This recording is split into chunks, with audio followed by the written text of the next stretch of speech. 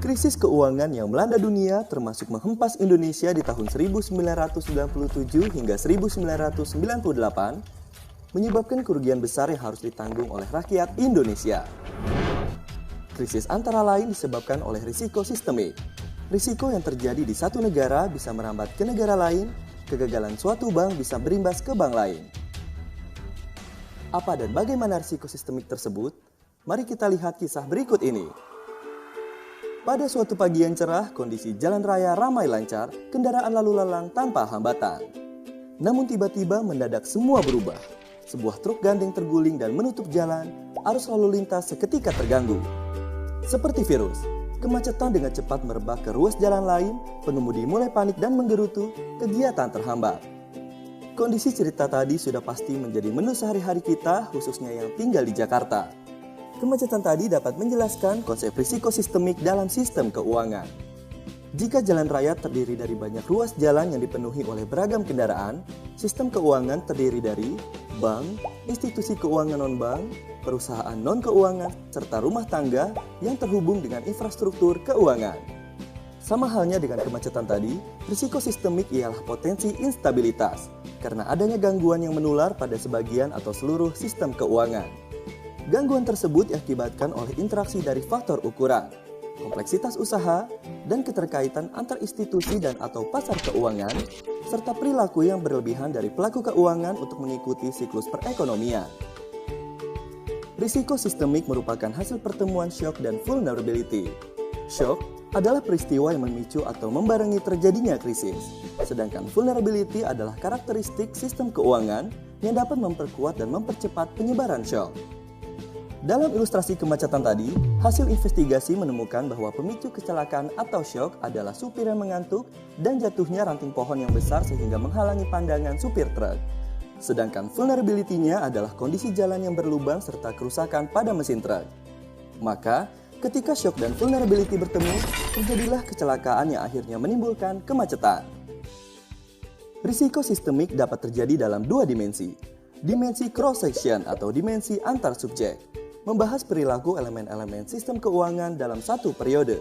Sebagai contoh, ketika mayoritas bank bersama-sama menyalurkan kredit ke sektor properti. Dimensi time series atau dimensi runtut waktu membahas perilaku elemen sistem keuangan dari waktu ke waktu, seperti peningkatan kredit pada sektor properti secara terus-menerus. Hal ini akan menimbulkan bubble atau peningkatan risiko di sektor properti.